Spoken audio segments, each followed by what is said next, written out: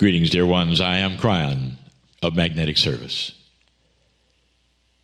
A joy it is to communicate with you in this fashion. For those of you who listen to this and believe it, to believe that perhaps there is a voice, that the veil is getting thinner and this voice reaches you at a way it never did before. Some of you are realizing that the human being is like an antenna, that there is more that the human being picks up in its consciousness than just what you've been told. This is how you receive intuition, and we've discussed that before. On this very program, we've spoken of beauty, of what intuition is, and how it comes from your consciousness, not your brain. And there are those who say, wait a minute, consciousness comes from your brain. No, it does not. There is a meld between consciousness and your brain. Your brain reacts to the things that you imagine and the things you think, and the consciousness puts upon the brain something that helps it to work.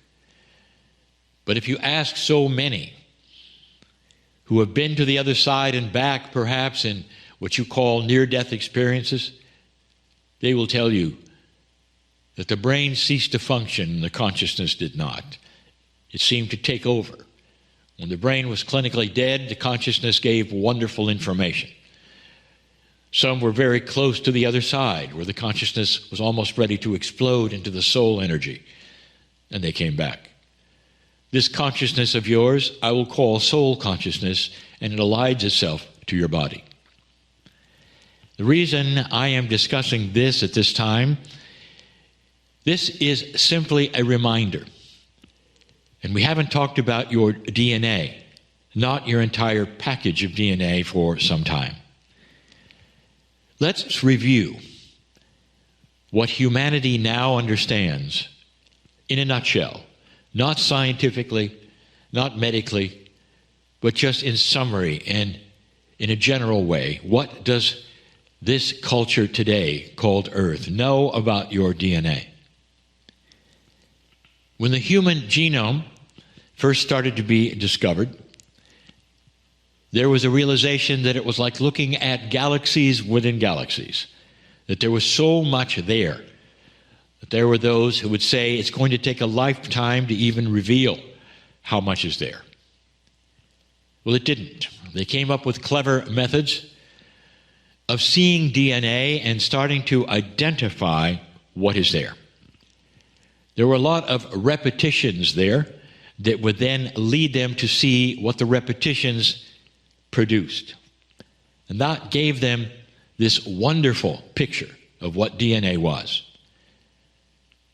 What was astonishing is that this DNA of yours, they discovered there were over 3 billion chemicals, 3 billion parts attached to it in an orderly fashion, doing things they didn't know, but at least they had the blueprint, you might say, or at least they knew the chemistry. They saw and revealed the double helix, what it looked like, and then the permutations on it and all that it could do. They saw what it might do, but they didn't know what it did.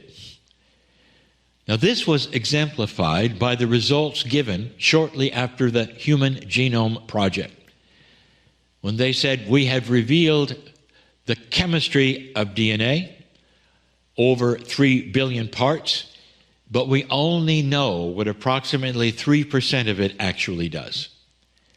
They said the coding of 3% was pretty obvious. This was the gene-producing portion of your DNA. So immediately you see what your DNA is there for. It is there as a dashboard, you might say, as a control, perhaps as instructions, but it makes so much of who you are and continues to. One of the things that they discovered right away was that your DNA was responsible for approximately or over 26,000 genes that you have in your body. Those genes continually being made or perhaps produced at the right time for the right things. Your DNA doesn't just sit there as something you had from birth. It is always active, it's always working, and it does things. 3% of it got identified. Now, what about the rest? The overwhelming majority of all the parts. And they said they had no idea. They could not figure out any codes.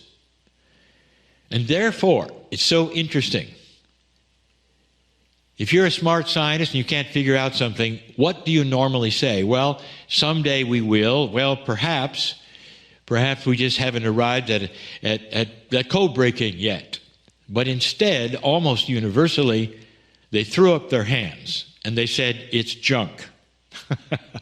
It must have been left over from past evolutionary processes. That is interesting to me. So if you can't figure it out, therefore, it's junk. I have a little exercise for you. It's one of your imagination. It's something fun. You're in the 1800s, and a time traveler appears, and he says hello, and it's obviously that he's traveling through time, and he made a mistake, because he opens his book, and some pages fall out, and bam, he vanishes to the time he wanted to go to. And on the floor, after he's gone, you see the pages he's left, and you look at it and go, this is stupid, it's ridiculous. What he's left is a QR code. Now, some of you know what a QR code is. That's the code that you might point at with your smartphone and you get a menu at a restaurant. Not all that profound, perhaps. But if you were in the 1800s and you happened to be in a laboratory and this had happened and you'd seen it with your own eyes, you'd say, an angel appeared or somebody from the future appeared and has left us a message. Have you looked at a QR code? Where do you begin? Without any idea of the 5 or 6 or 7 inventions that have to then build on one another to finally create a code, understand the code, and then translate the code, including that which has to translate, which is, of course, the smartphone, and all that it does with the artificial intelligence that it has. How are you going to look at it? What code breaker in the 1800s do you think could figure out a QR code? Who do you think could do that? And the answer is probably no one in the world. Because they didn't have access yet to things that had not been discovered or invented or figured out. I like to pretend that they could figure it out. This is me being funny. They figure it out and they say, oh my goodness, those from the future gave us a menu to Sam's restaurant. What is the meaning of this? Do you see my point? Junk DNA, you couldn't figure it out, so it became junk. Well, luckily, in 2012, they figured it out. Perhaps you didn't know that. There is no such thing anymore of junk DNA. They found out what over 90% of DNA did. Dear ones, it didn't make anything. It was an instruction manual for the rest. Everything they saw there had pieces and parts of language in it. The kinds of code breakers that were most, I would say, ready to help figure this out and did were linguists. They showed that it had to be a language. So it became something like libraries filled with books. So the instructions, what is in your DNA? And here are the instructions. And here is where I want to tell you something that you probably are aware of now. In that place is revealed. If you could read those instructions, which they cannot, they simply now understand what it might be. When they start reading the instructions, when they start breaking that code, I wonder if they'll release it. It'll talk about your Akash, what you've experienced in other lifetimes. It'll have the feelings in the codes that you now are working with. But the big one, it'll talk about the multidimensional 24th pair of chromosomes that you have from the stars. Very well seen and identified if they could look at the codes and they knew what they meant. That will come someday. This, dear ones, will be the proof of all the eye-rolling things that I've been telling you for so long, that there's so much more to the human being than biology. There's a lineage that belongs to the stars that's beautiful. And this lineage is starting to open. This 24th pair of chromosomes is starting as a time capsule to be opened. Not that you're going to remember you were from the stars. You're going to start remembering what they gave you. A deeper wisdom, knowledge of things that are to come, an understanding perhaps of why you're here, a feeling of peace when you don't have one now. This is the beginning, just the beginning. My prediction, someday they will be able to read that code. Right now it's just like a QR code to them. But when they can, revelation will be here. And they're going to have to think very, very, very hard before they reveal it. But I think you're going to be ready for it. This is just another channel to show your magnificence of who you are, and what might be coming. Congratulations on making it to this point of light. And so it is.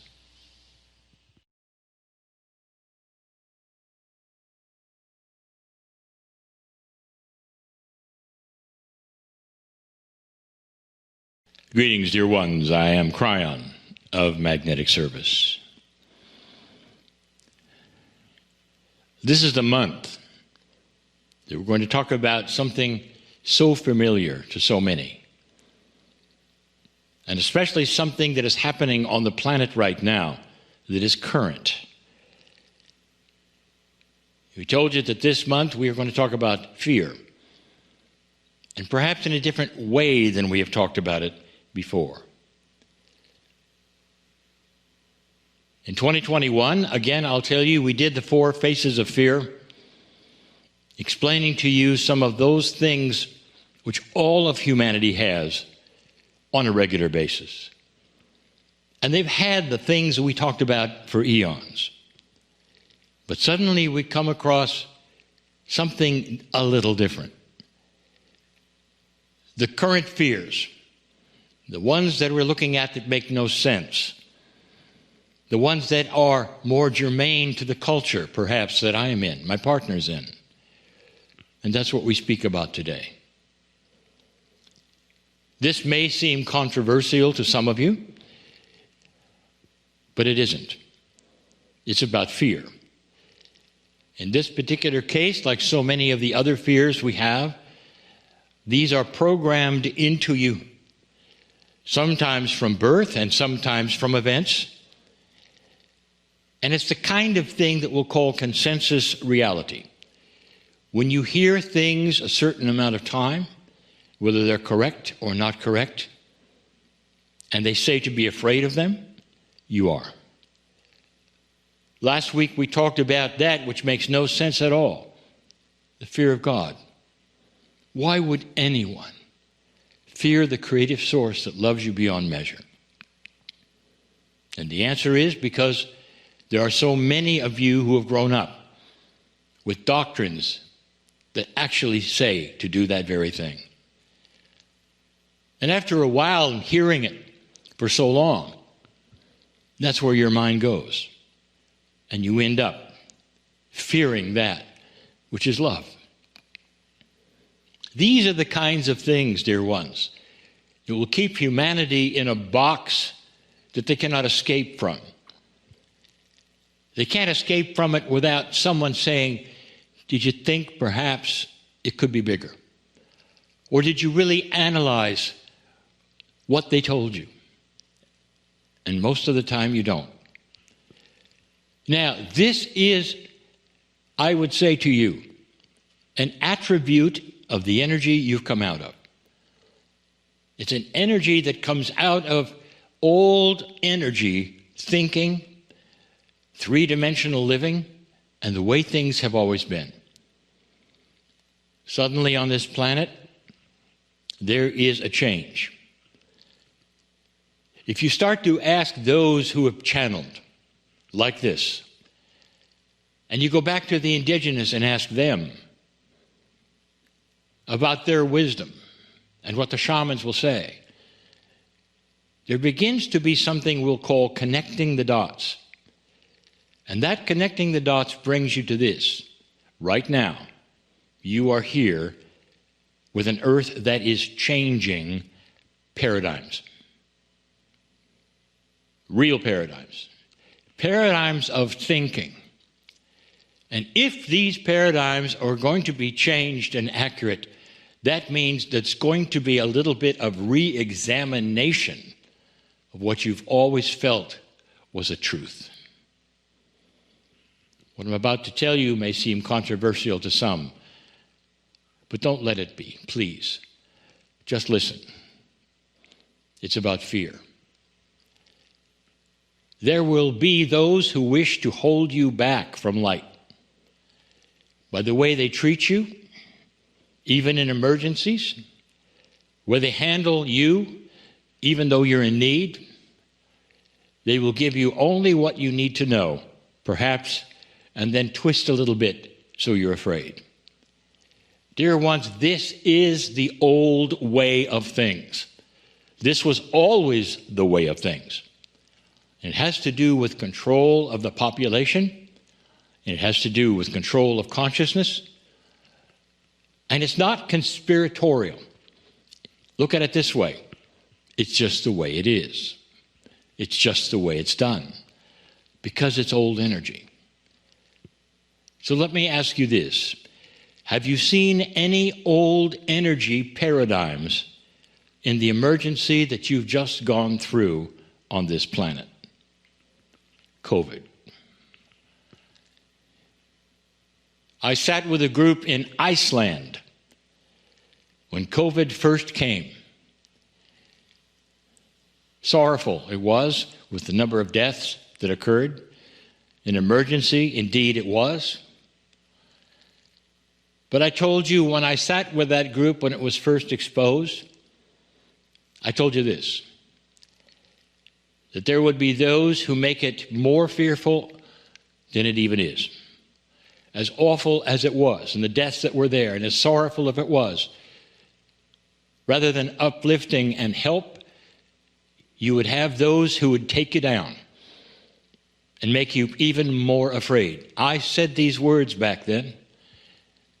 There'll probably be those who wear masks for the rest of their life because they are afraid of any virus, and that this pandemic would change their lives forever instead of for a few years. And that's exactly what has happened. And if you look around at the way it was treated, the first thing you saw was this, that those responsible for informing you, for keeping you safe, for instance, would only report the deaths and how contagious it was and how careful you had to be. And what was missing was the recoveries. There were no lists of recoveries, only deaths. And so in that psyche of yours, there was an implantation of fear. Again, this has nothing to do with the controversies of that which is COVID that you may have heard of. It has to do with the programming of fear. Dear ones, this is an old, old paradigm. These 2 years later, what you're seeing is exactly what I told you, that they have frightened so many, so thoroughly, that there's no logic or sense to what you see them doing today. The fear has been implanted. So there are those walking around who will always be afraid of a virus. Always. You'll see the ones in their automobiles wearing a mask with their windows rolled up and the air conditioning on, not aware of any of the science that a virus could not be there. But they're so afraid because of what they've seen and what they've been told and how they felt about it, the deaths they saw, that they'll never take that mask off when they're in their car. A desert island, a man walking his dog with his mask on the beach, realizing the virus isn't 1,000 miles from him, but he's safe, isn't he? Because of the fear that has been implanted into, nothing to do with masks, it has to do with fear. This is new. And I'll tell you, it's right on schedule. Not COVID, not the virus, not the controversies, but the fear that was implanted into a population that stayed. Do you see how easy it is to manipulate those with fear? And it's not over. You will see it continue. This is an old energy that doesn't want you to awaken with any kind of light. That says perhaps, just perhaps, there are other ways. When you get through the pandemic, there are other ways to see this, even without seeing those who have recovered. And I gave you those too, and I'll give them to you again now. You've got light. You can turn to that which is your light and your consciousness. And after this pandemic is gone, you can say, "Dear Spirit, let nothing touch me that's inappropriate for my body.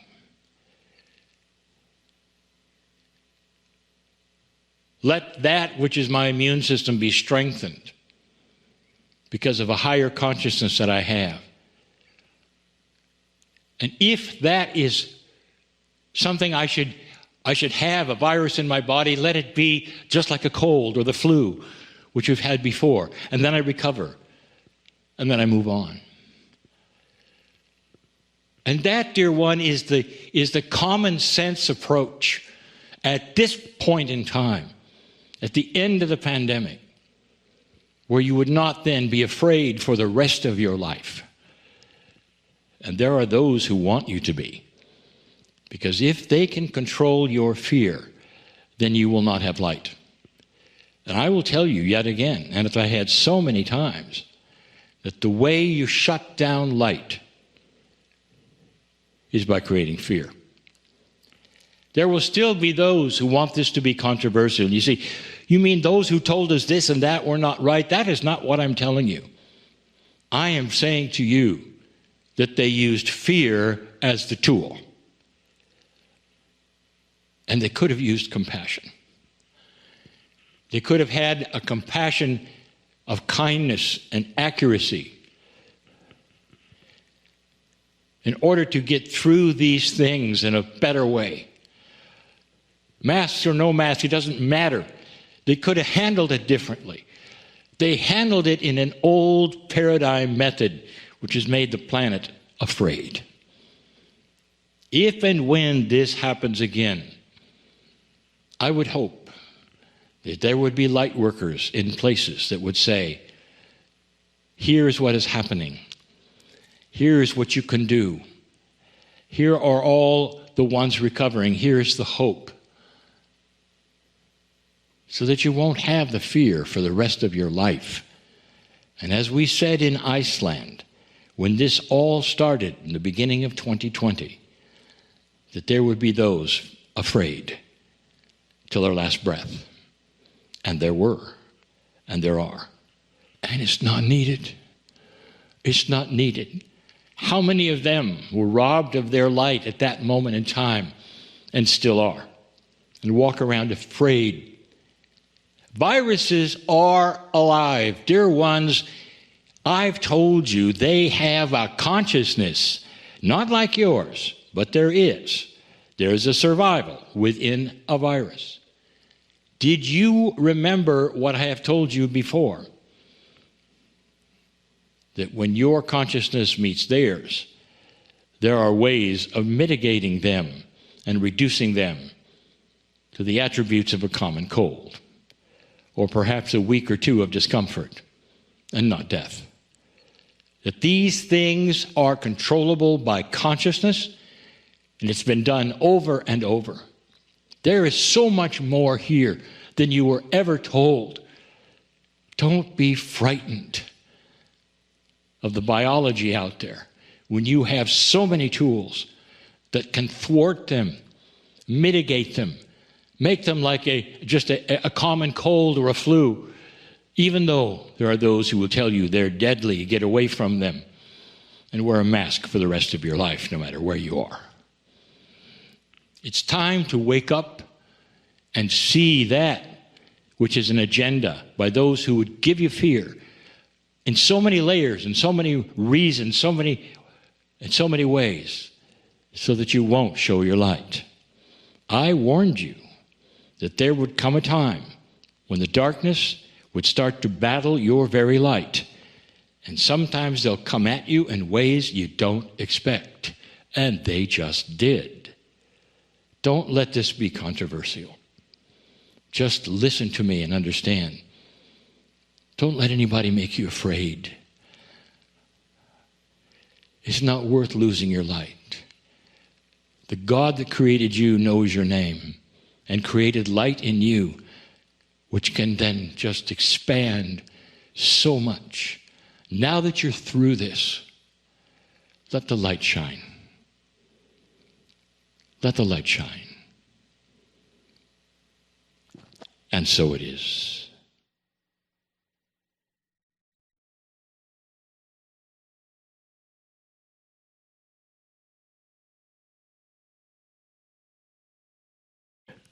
Greetings, dear ones. I am Kryon of Magnetic Service.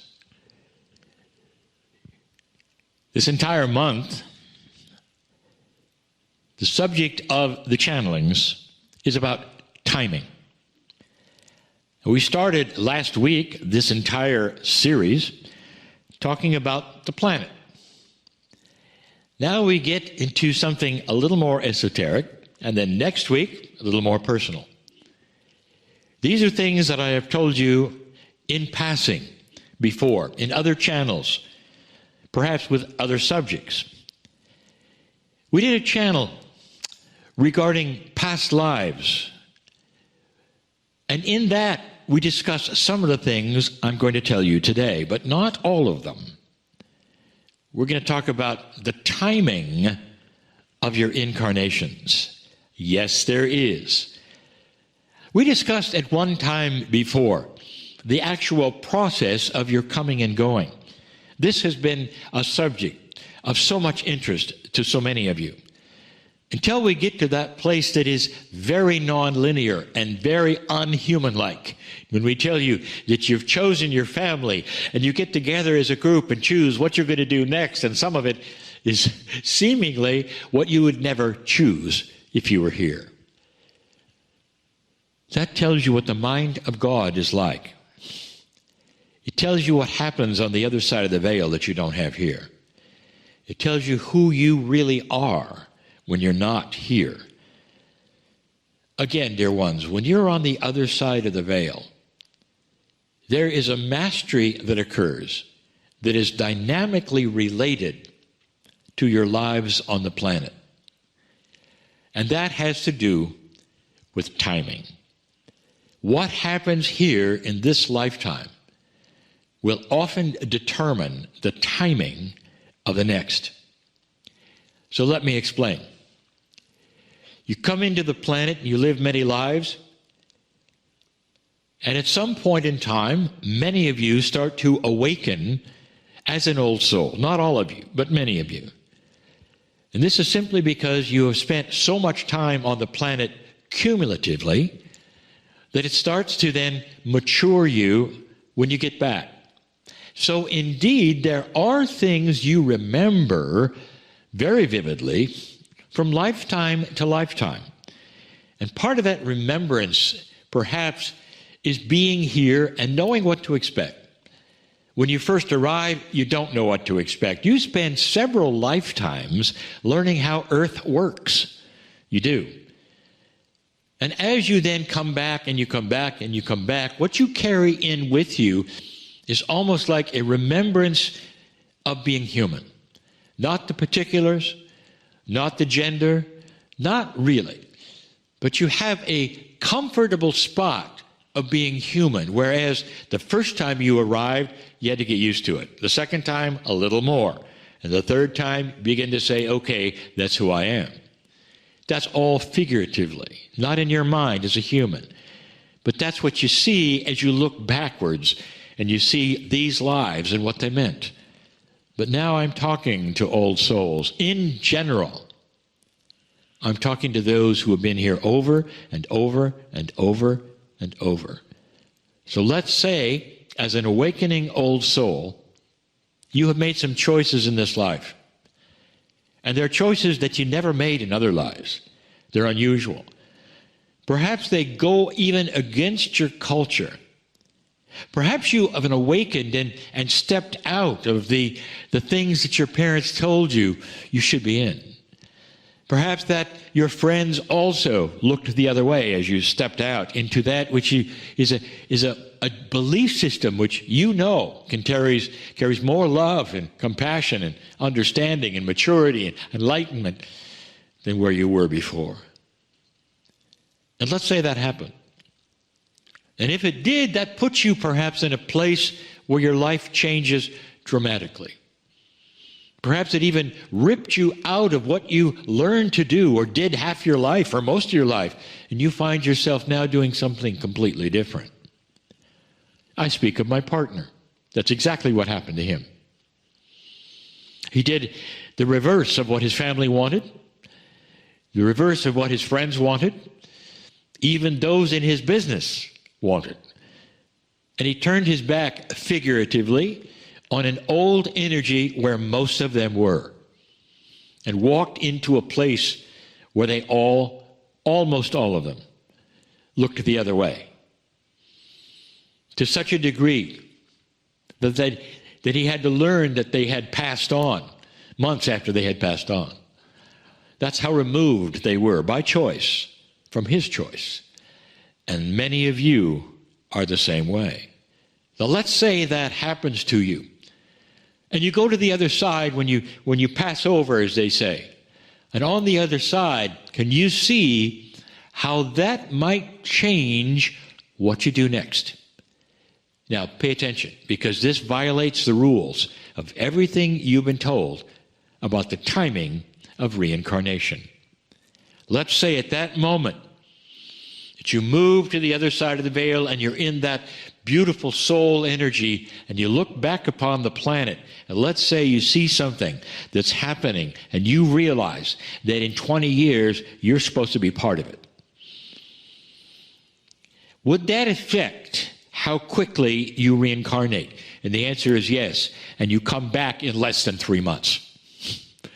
Now, think about that. You have been told perhaps that reincarnation does not happen that quickly. This time it did, because you had to come back to be with something that could possibly happen in 20 years if the earth kept going the way it was. No one can tell you what's going to happen. But the trends are there. So we've told you that before. And so in you come again to grow up. So by the time you're 20, 21, 22, you can firmly be part of something. What if that something was a new government?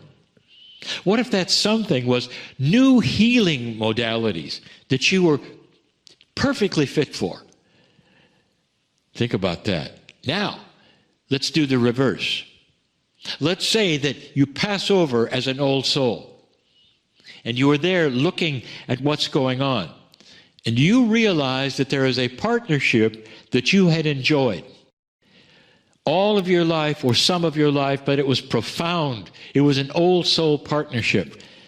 And at some level, you're speaking to the soul of that partner, and the agreement is, we will wait until that partner also transitions. And we will come in so that we are in the same kind of an age area, so we will rekindle that partnership, and we'll put ourselves in the same area so it is likely we'll find one another and continue where we left off. Whoa. And what if that takes 10 years? 5 years? You have just affected the timing of your reincarnation. You have no hurry. Dear ones, the timing of incarnation is almost completely and totally set by what happens to you now in this lifetime. And it didn't used to. In an older energy, it was more of a pattern. And you came in more of a pattern, certain number of years or months, more of a pattern, but not now. So you might say the new energy on this planet has affected even the things of the Akash. Even the things that you might not think were affected. They're more in your control than you know. And that is the best news I could ever bring you. A control of compassion and love for you. You now choose to continue your experiences so that you can help this planet the most. In the past, it was to continue experiences so you could help yourself the most and have different experiences so you karmically could be prepared for anything. And now it's a bit different.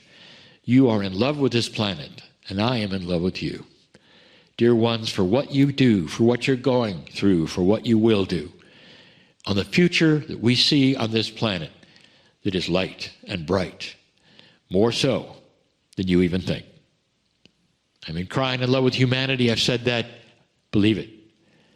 And so it is.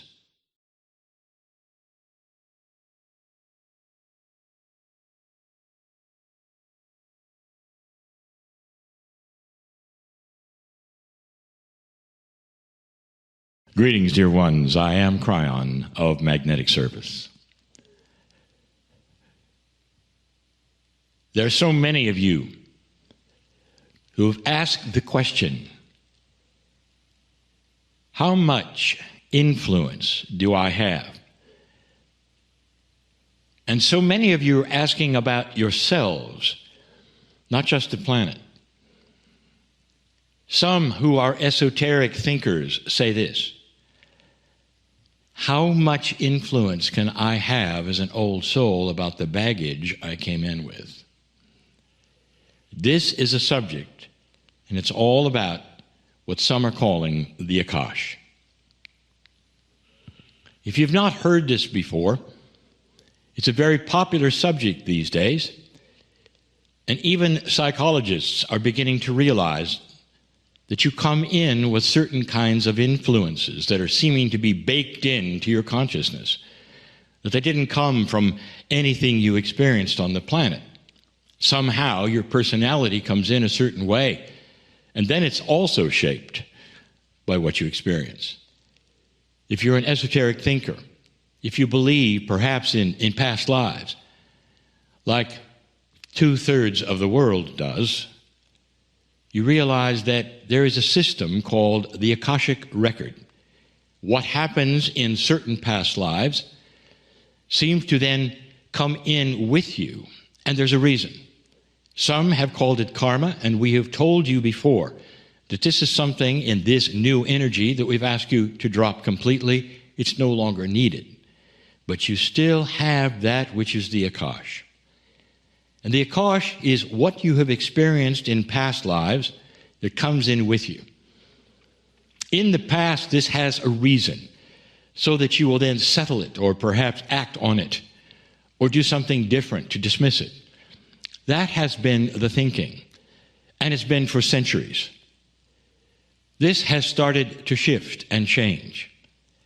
There are those who would be critical of that statement and say, no, these are bases of some kind of axioms of esoterics. They never change. They do change, dear ones, because you change. If the energy of consciousness is becoming more benevolent and the shift on the planet is before you, do you see how that would then change how you learn and what you learn with? And so what I'm going to tell you, I have said before, but you need to hear it again. How influential can you be on the baggage you bring in with you? Sometimes that baggage controls your life and you don't even know it. Lifetime after lifetime, perhaps of sorrow. Lifetime after lifetime of dying early, perhaps, and you come in not expecting much from the planet. You come in and you don't smile much, very serious, wanting to know when the other shoe is going to drop. That's what it creates. And that's just something you come in with. And that's something that your parents deal with and your teachers deal with. And yes, your spiritual leaders deal with. How to get beyond that which is seemed to be baked in to a consciousness when it arrived. That's the Akashic record. How much influence do you have on that? What I'm going to tell you next is known by the ancients' masters. You have full influence. I want to take you to a place in India called Varanasi. And for hundreds of years, in a teaching about karma, the Akash, they know that if they go to the river there and bathe in it, the belief is this, that they can influence that which was baked into them when they came, the Akash, the karma. And they can be free of it to a certain extent so that they can proceed with their lives, or the next time around it'll be different. In other words, their belief is what I'm telling you. So for those who are critical of this message, that you have power over your Akashic baggage that you bring in, I'll tell you this, it's not a Kryon statement. This is historic. It's part of the belief system of millions and millions of people already. But this may be new to you. How much influence do you have over what you think is something that is part of you and never will go away? The answer is this. This is a new energy on the planet. I've talked about it already. My partner has talked about it even in this program. We are going to start to see a change in what some call the light and dark quotient. Right now, even as I give this message, there are some listening to this perhaps for the first time who say, what is he talking about? There's war. We haven't had war for a long time. Suddenly there's war, and Kryon says it's getting lighter. I'll say it again if you haven't heard it. Isn't it interesting that we suddenly have a war? Who expected that? And the answer is, this is from those who wish to pull us backwards, pull you backwards, pull us as your guides backwards into a very old energy of war on this planet. It's the old circle of time. That's what you're seeing. And you also have seen the reaction to it from the planet. This is all new. Are you seeing this? If you're only simply seeing the news and seeing the horror of war, you've missed it. There's something bigger going on. This energy, this lighter energy, is going to be of compassion and kindness like never before. A world that's starting to see one another as they see their family, instead of some foreign individuals in a foreign culture with a foreign language. The internet has really helped that. But more than that, the collection, the coherence of consciousness, where you start to see one another so differently than you've ever seen each other before. And in that, there are new tools. The tool set that I'm talking about is the one that's starting to blossom in every human being. The DNA is changing, and we've told you that before. Some of you are starting to accept it, realize it, and move forward with it. Some who have felt nothing is possible in my life, I cannot change who I am or what I am, are starting to have an inkling to change your mind about a tool set that you might have that you never felt you did before. And you do. You really do. And part of that tool set is to fully and completely change that which you came in with that might affect your life. And the next question, and I know those of you who are listening and saying, okay, I believe that. It's true. How? Those in India said, well, you go to a certain place and do a certain thing. It's actionable things, and it still is. But you don't have to go to India. You don't have to bathe in the river. And even those things are limited compared to what you can do today. Would you like to drop inappropriate karmic things? Drop inappropriate, I will say, for the time, Akashic remembrances.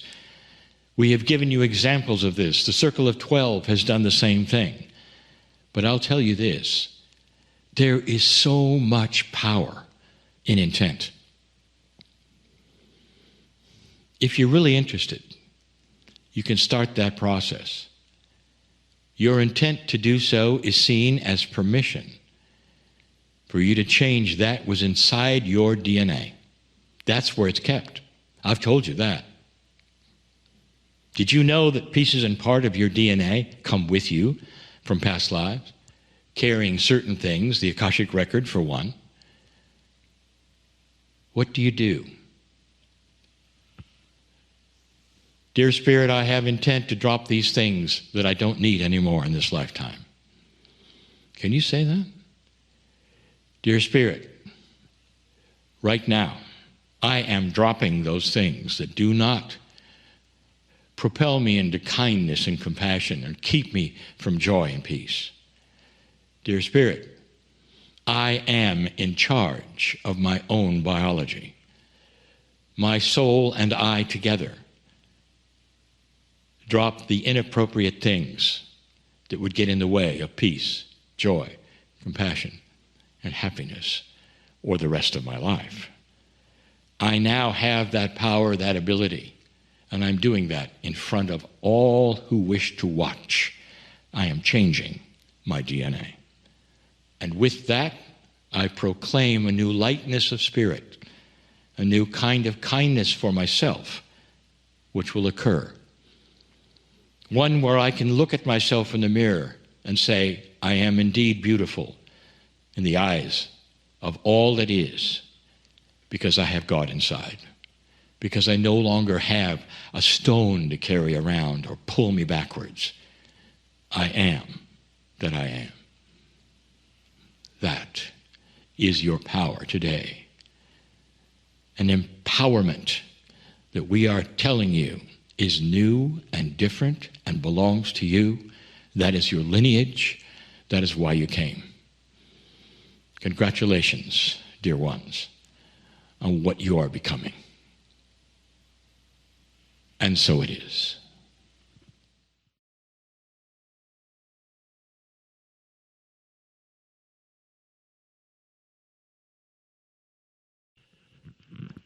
Greetings, dear ones. I'm Kryon of Magnetic Service. Let's continue this theme of what you might be able to do for yourself. I'm going to entitle this particular channeling, Keeping the Light. There have been so many who would say, how do I maintain that which I believe in a world which is darker than I thought it would be? Indeed, this is a time of revelation, truly of revolution, when it comes to dark and light. And one of the things that I have told you about an awakening planet is that before the light emerges, there is a period of darkness, seemingly, especially to the light worker. And I've akined this to the metaphor of what happens, even in your home, when suddenly you turn on a much brighter light than you've ever had. And the answer is, you see the dirt. That's what's happening. And it will continue to happen on this planet for some time. And so in this transition period, there is revelation. You are seeing things that you didn't see before because the light is brighter. Now, your perception, to many, is darkness. You'll say, there are so many things that I'm seeing now that never were there before. The world is getting worse. That is a perception. What if the light is being turned on and the things that you're seeing now were always there? You're just now seeing them perhaps a little clearer. So the question remains, how do I hold my light when this is happening on the planet? Or is happening perhaps even in my house, where the light is turning on and brighter, and you're starting to see things you didn't see before, perhaps even within yourself. So keeping the light is actually a good question. Is there a way for you to maintain that which you know is a loving attitude? The awareness that you have of a greater source, the awareness you might have of love for you. And all of these things seem to be diminishable with life. You get beat up a little, they say. With life, we're very aware. Let me tell you something that we have said before to every single human old soul that listens to me right now. You are not here by accident. Truly. And I mean that right now in this lifetime. On the planet going through what it's going through, you planned this. And as an old soul, you really planned this. And that is to say that you've gone through enough incarnations, and you've gone through enough lifetimes, and you've experienced enough things, so that you are actually far more ready for this than you think. And that's why you're here. You might say you are the graduates of energy. You've seen so many things before that this is just another one. And here you go again. But now it's different. This new energy, this new normal, are there any steps that you could take on a regular basis? The things that perhaps we could suggest that you do on a routine basis and mean them, that would actually create more light in your life? The answer is yes. And all the facilitators who work with humans know this. It's about the linearity you have. It's about talking to your subconscious. It's about the affirmations you do. It's about keeping the light going in you. And yes, there are some things that work. And you might say, well, they sound just like routine things. And they are, and they work. And they work because they're a routine for you. Your subconscious needs the things I am going to suggest. And through the routine and the repetition of them, what happens eventually is that you cognize them to be absolute truth, like affirmations. You might say you're reframing your subconscious by the repetition of the light that you're going to give it. So let's start at the beginning. I'll give you just a few things that will help you.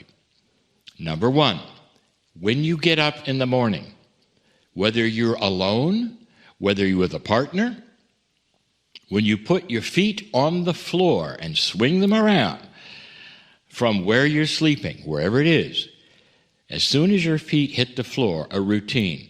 Think to yourself or say it out loud as you wish, whatever. Dear Spirit, thank you for this day. I am dearly loved. What this says is you're thankful and you're expecting good things that day. Now that is an attitude that often is not there when you swing your feet around and put them on the floor. Many times you're weary, you're tired, oh, it's another day, an alarm has just jarred you to awakening, all of these things. And now this is a routine. Your feet hit the floor. Thank you, Spirit, for loving me and the day to come. That's one. You start doing that every single day. Watch what happens. It's about the expectation of what's to come. So often the expectation is a bad day. Some have actually verbalized, it's another one. Here it is again. And that verbalization, by the way, tells the universe, you're probably going to have a bad day.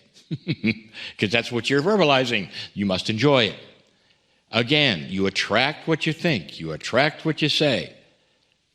Now that one's easy. The next two are much harder. Number two, find something you can do during the day which carries compassionate action. Now, compassionate action is when you see something or someone or situation and stop for a moment and send your energy thoughts to it. Energy is action. Energy is energy. Thoughts are energy. You can quote me on that. Energy is energy. It's so profound that humans have missed this, that what you think has consciousness, and that is energy. You can send it as energy, and it works. You put it into the field. It goes wherever you want it to go. If you do it in groups, it's even stronger. So, dear ones, I tell you, compassionate action. Find something, someone you either know or do not to send energy to. Now, here is what happens. And we have told you this before. There is another thing that develops when you do this. And that is a healing that comes back to you. Now, I say this again, and because I said energy is energy, I said energy twice because in energy, it's always a pair. In physics, everything happens in pairs. There is a plus and a minus, almost like a magnet on all energy, on all physics. There's two sides to the story. So when you send compassionate action, that's the one side. What happens next is two things. Number one, the persons or people or one person or individuals that you send it to receive it. Now that's their reception. Now you say that's one of the energies for them, but you also have another one. Something comes back at you. Your subconscious, your body, it knows what you're doing, and you feel better.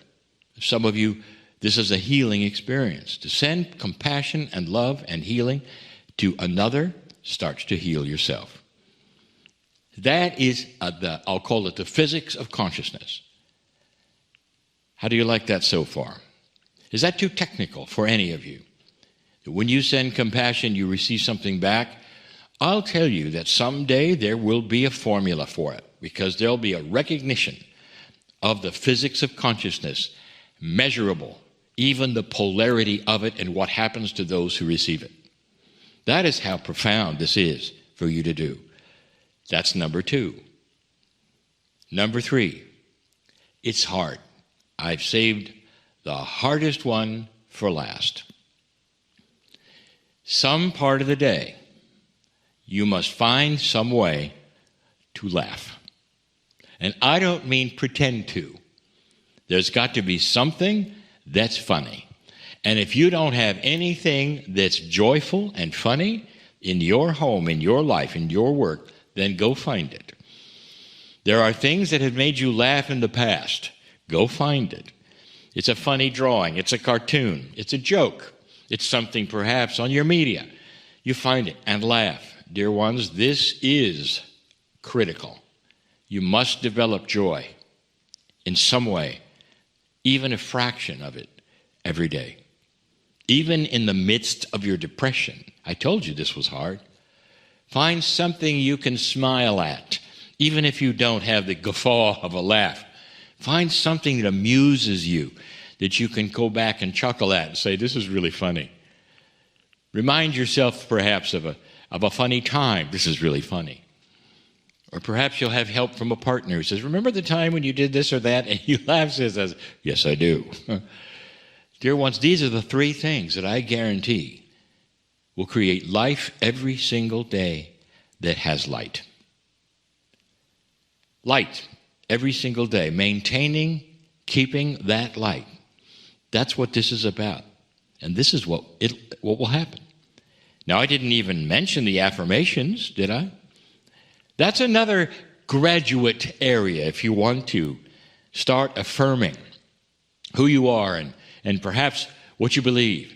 I didn't go there because the first three that I gave you are personal, things that you can do for yourself that you can understand, that are more concrete than believing anything else or reading an affirmation. These are the things that every single one of you can do that will make such a difference day by day in keeping the light. In the morning, during the day, during the evening, anytime you want to. these are the ones. We give you these things in love because we see the light that is coming to this planet. And we want you to be there, understanding it, rejoicing it, and sustaining it. I'm crying in love with humanity. And so it is.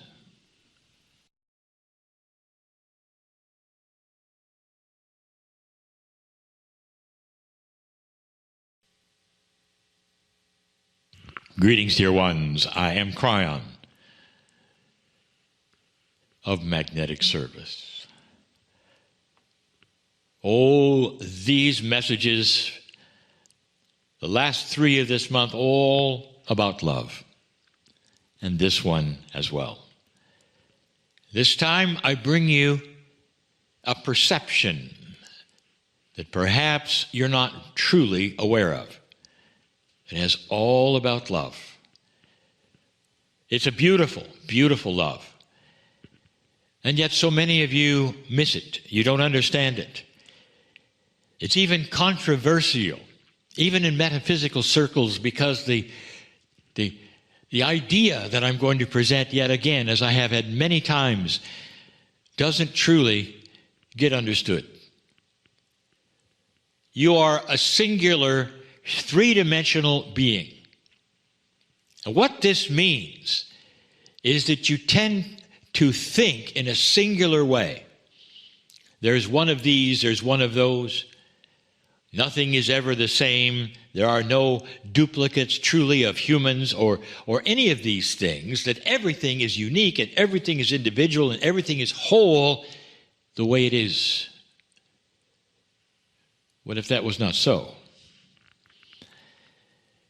Since there is so much multidimensionality around that we have talked about, including in your very cells, including the soil of the earth, and you only recognize a small dimensionality of it, you are not necessarily tuned in to what truly is going on, what might be happening, or what is the reality of perhaps that which you think you're seeing. Here's where I'm going. What have you been taught, even at the most fundamental level of spirituality? And what you've been taught is you come to this planet, whether you've lived before or not, you come to this planet, you live out a life, and you're taught that when you leave, then there is a soul.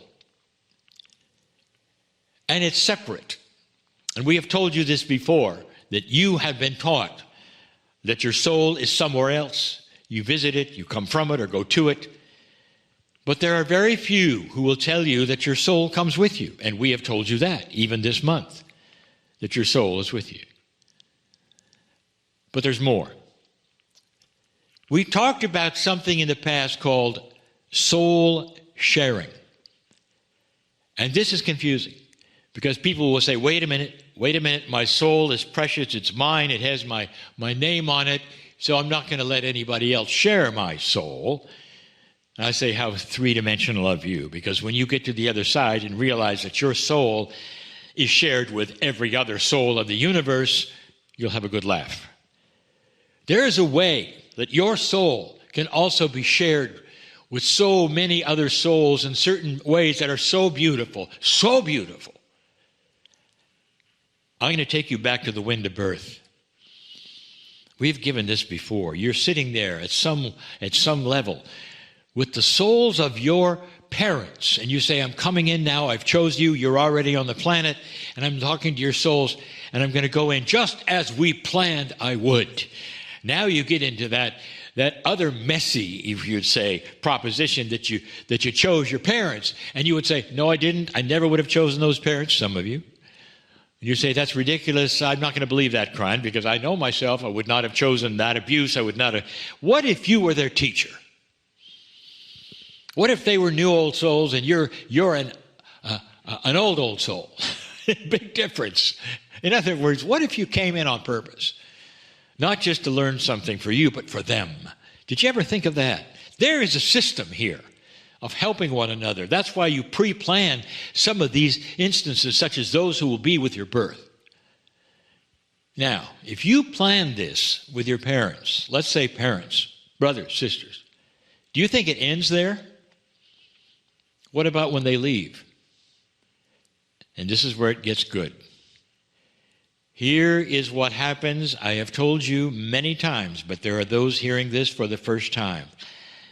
When they leave this planet, when you leave this planet, there is an agreement to be with the existing alive person until their last breath and share their soul, because there's love there to show.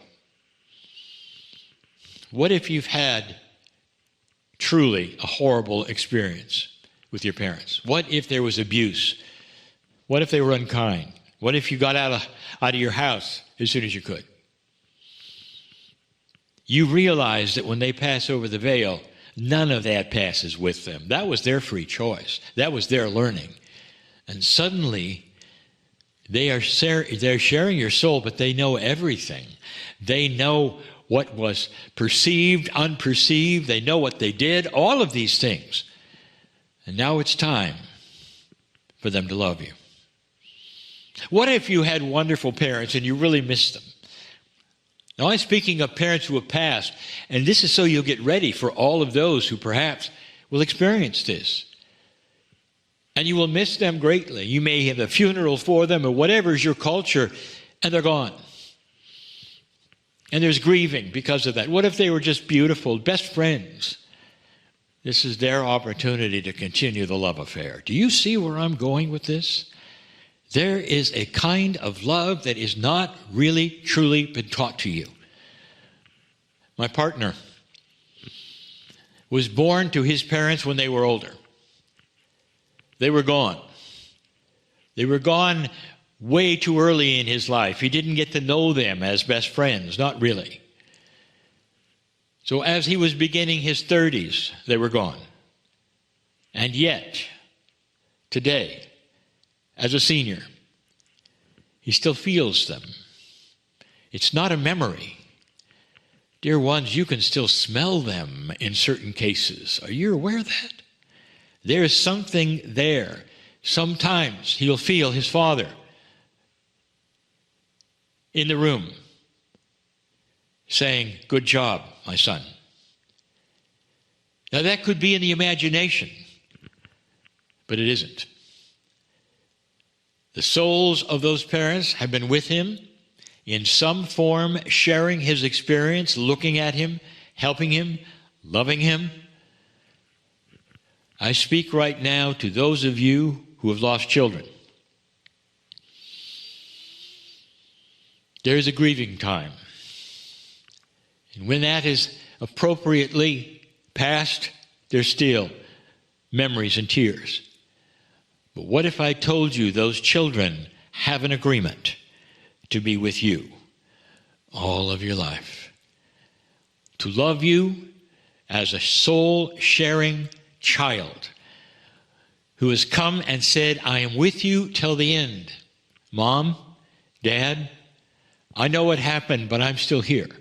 I'm still here in the purest form to hold your hand, hug you at night, help you to remember we're all in this together, this thing called the shift, called the world, called life."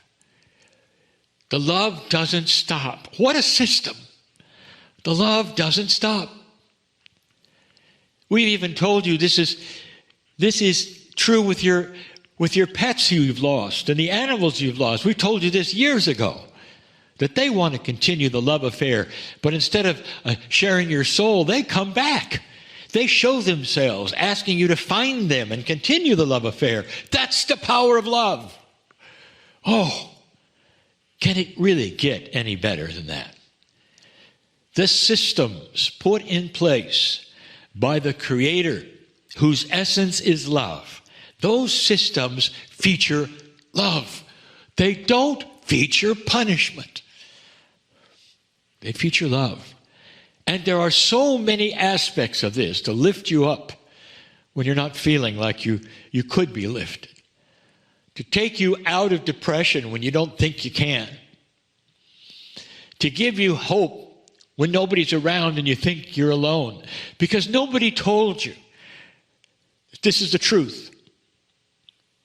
And that all you have to do to feel it is acknowledge. Start talking to them, perhaps. See what happens.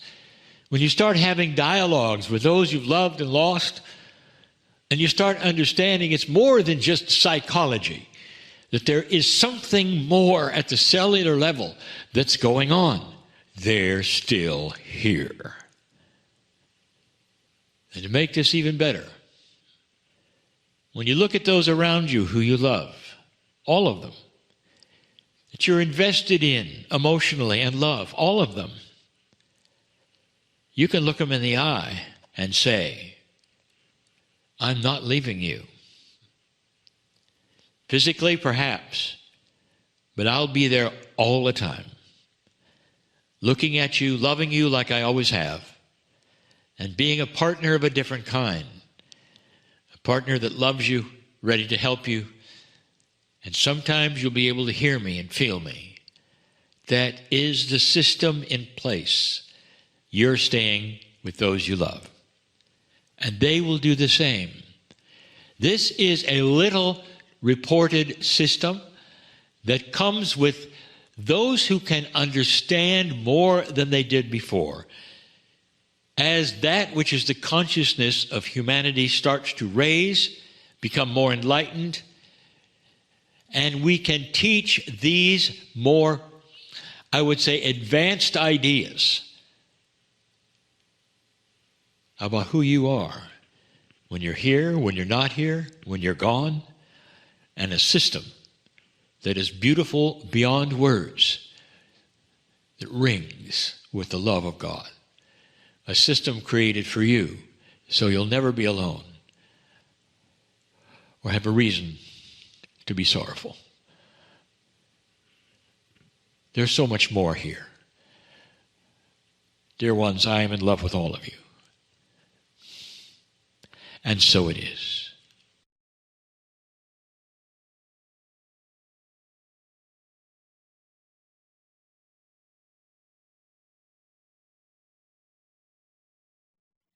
Greetings, dear ones. I am Kryon of Magnetic Service. This entire lesson so far, the entire program so far, has all been about something that many people don't understand at all. This idea of the field. This is one of the missing perceptions, I would say to you.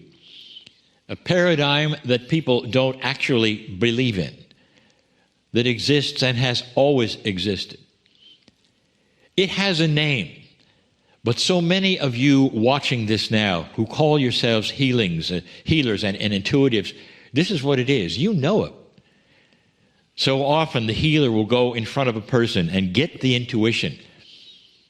In Lemuria, this was called sensing the codes.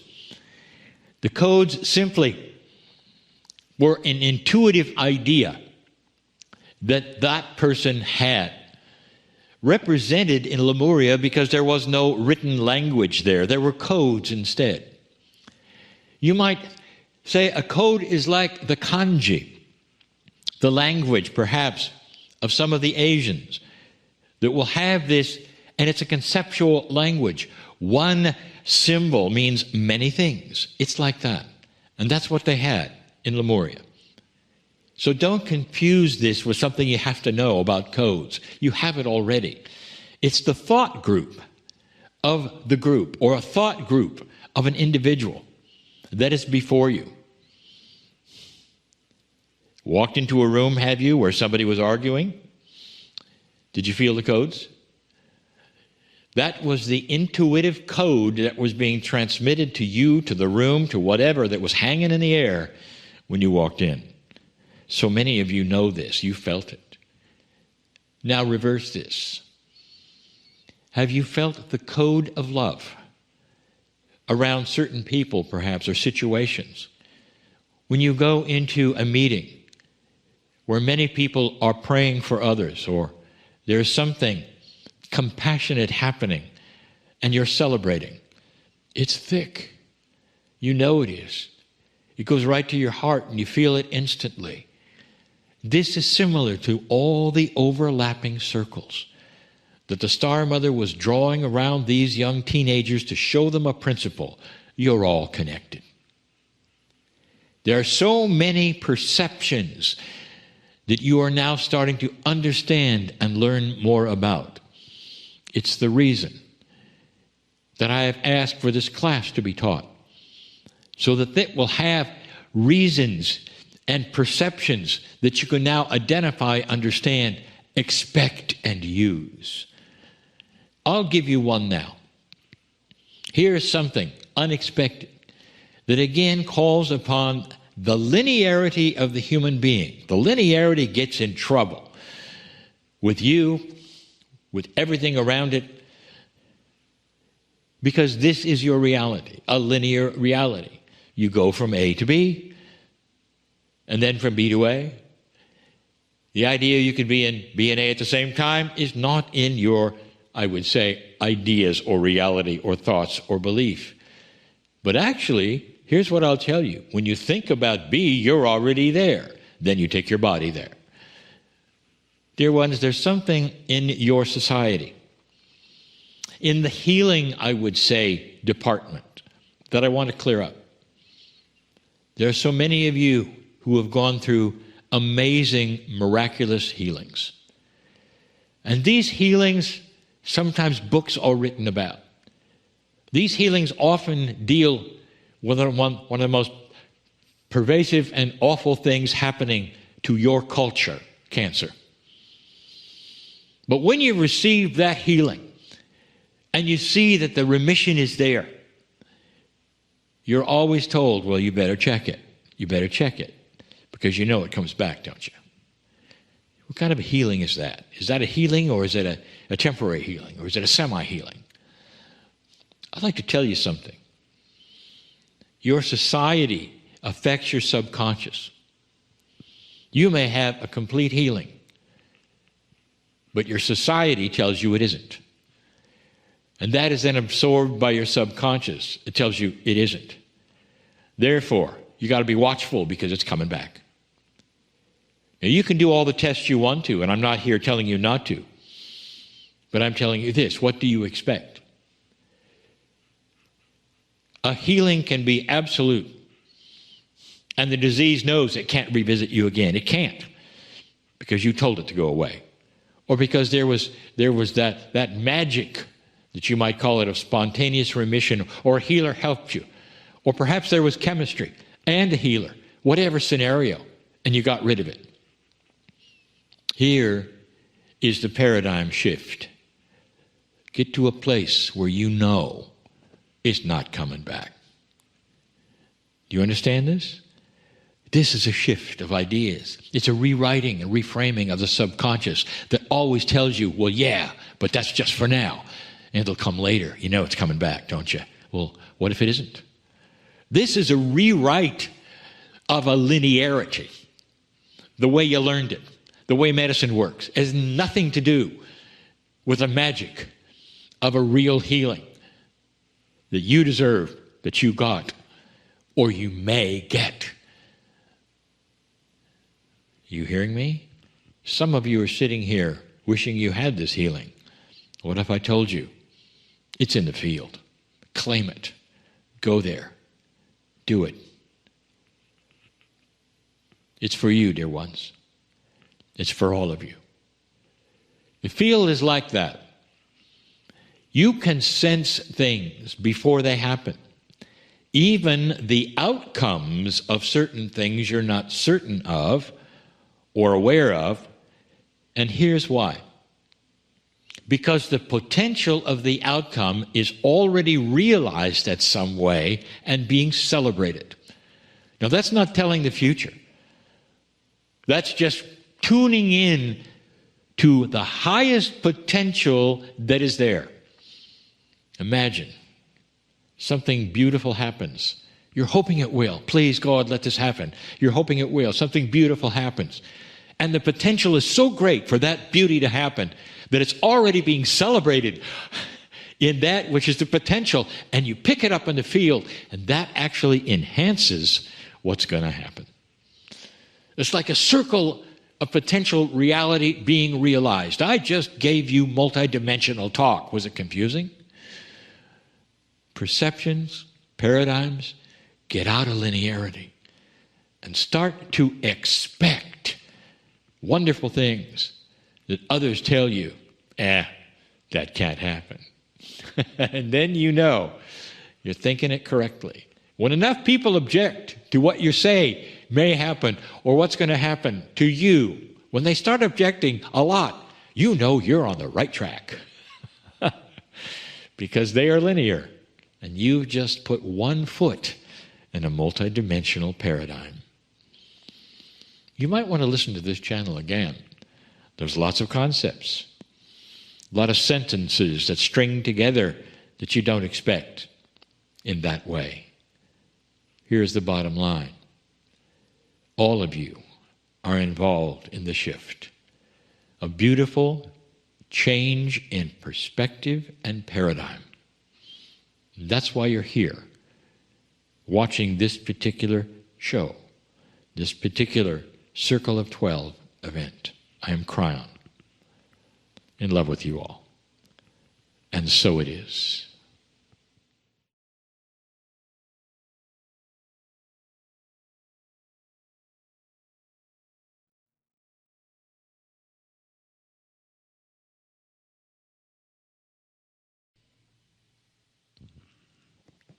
Greetings, dear ones. I am Kryon of Magnetic Service. What a time this is. If you heard the channeling from last week, I said these words. It's here. This is the shift. The one we told you was coming. This is the light coming to the planet, although it looks odd in so many ways. In these last 2 years, there's been a major shakeup of so many things. There have been decisions to make. How did you do? There have been so many things presented to you, and now it even continues, as I said it would. This is a time that you were born for. We gave a channel not too long ago. It had to do with that which you experienced even before you got here. We spoke of that beautiful consciousness of your soul before you ever get to this planet, deciding to come. And almost all of you listening to this program, even the ones who casually are listening, had a choice to come or not to come during a time that might be volatile. Those of you who are seniors, you had a choice, even during that which was the Cold War, thinking perhaps there would be truly a nuclear war, an Armageddon, the end of times, even that which was predicted, perhaps even by many scriptures, and you came anyway. And I told you that there was a chance, that the ancients had called it, that this precession of equinoxes that moves you into the 2000s instead of being the end would be the beginning. Did I ever mention to you that the ancients were enamored, you might say, over this time, this precession of the equinox time? They all had prophecies over it. And they all gave prophecies that could go either way. You see this even in that which is the Hopi prophecy rock. A split would occur. You would have a choice to go one way or another, just about now. This was foreseen. I told you about it, and have been for many years. You knew this was going to happen before you got here, the potential of it going either way. And you came. That's why we love humanity so much. Those listening to this now, all of you, we know you're here and you're listening at whatever time you've chosen to see this. Knowing this, that the love you have for humanity, for the earth, for each other, you came, old soul, because you knew you could make a difference. This particular channel, last week's, and the ones to follow on this month will all have this one theme. It's here. It's time to start planting the seeds that you came with. Last week we told you it would be like a farmer who had one set of circumstances all his life, time to plant, time to harvest, and that something shifted on the planet energetically or maybe weather-wise that gave him a perfect scenario to plant and harvest like no other. And it gave him crops that lasted longer and were larger and more abundant, and it was amazing. Same seeds, perhaps. That is what is occurring now. Everything you did and tried in the old energy that was sacred, metaphysical, now can blossom in a way that never has been seen on the planet. If you've put this together, it had to be this way. For even though light comes out, and we call it light coming to this planet, what it changes is you. It doesn't fall upon the soil of the earth. It falls on you, old soul. And the tools that you came in with start to expand. This has been the theme, if you figured this out, for all of these years since 2012. This is the time. But suddenly it is in your face, as you would say, because the changing earth, the changing times are right here for you to see. Everything I told you, that when light starts to come out, the darkness objects. And that's what's going on. So it's time for those seeds you came in with to be planted. Now, this is a metaphor. Don't look for your seeds. The metaphor is this. You had them when you got here, truly. But you might say they were on the back shelf. You might have tried to trot them out and use them earlier on in an old energy, and there was disappointment. Disappointment. They simply didn't work the way you thought. You wanted to do this, write a book, build a healing center, do all of these things that were ingrained into you, old soul, and it didn't work. And now we tell you this, you did it too soon. Try again. Don't be daunted by it didn't work in the old energy. It's almost like you were on another planet, you tried it and it didn't work, and this is a new planet. This is a new world.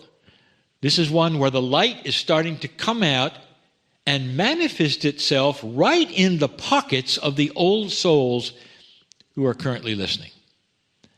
What a deal. I want you to think for a moment. What is it that you would plant?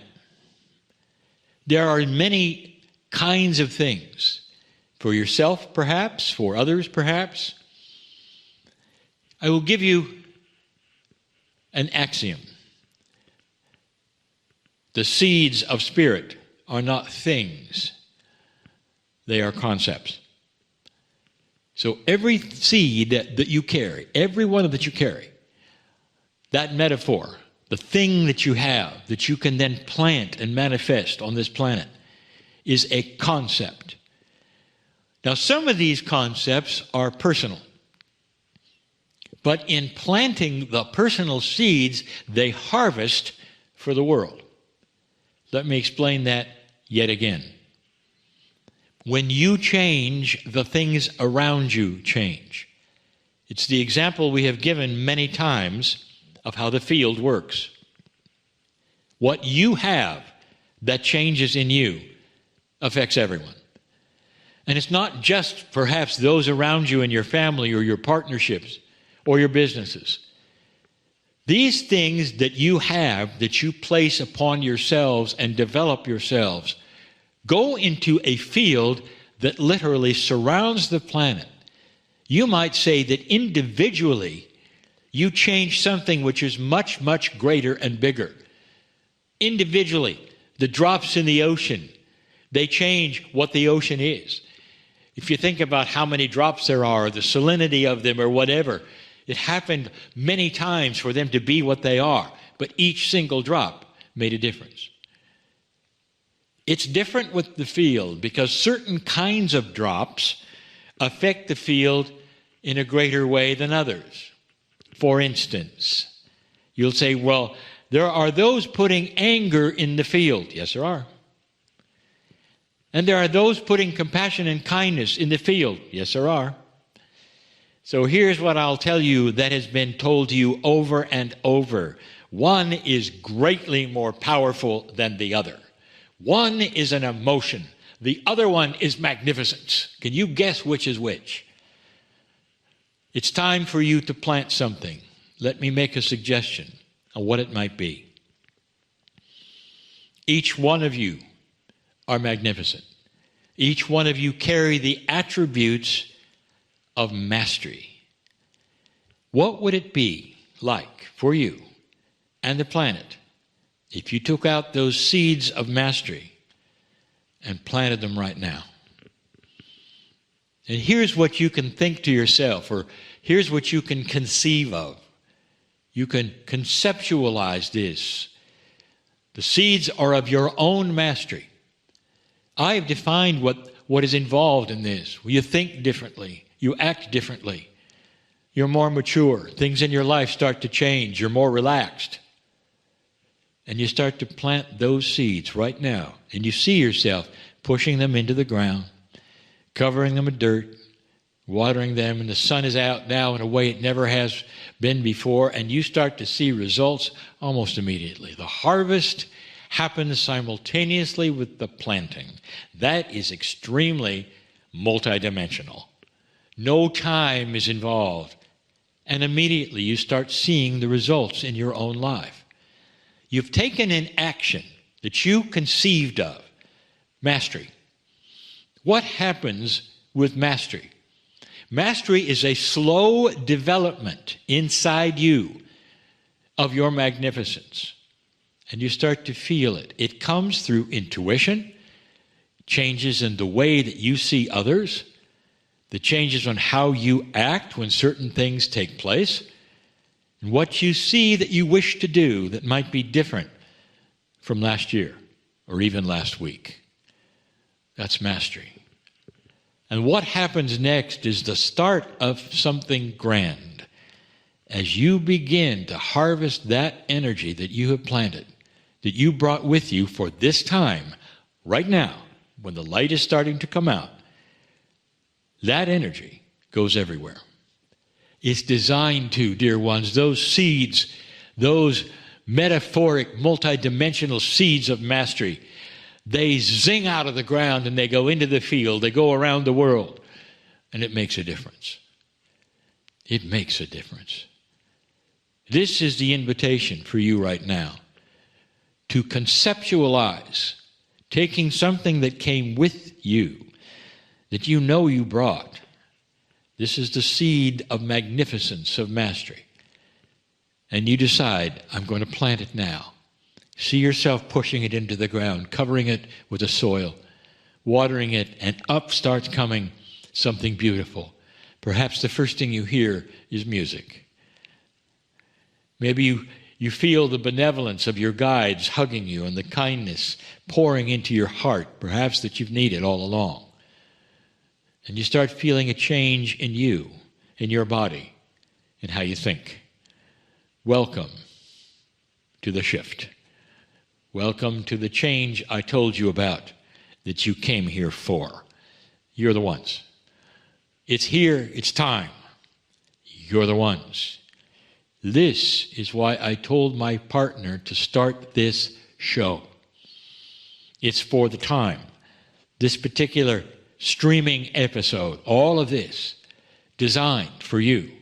The ones who would watch this kind of a show and be the members in this kind of a show, an organization, a program, are the very ones, the old souls with the seeds. I am Kryon, in love with humanity. And so it is.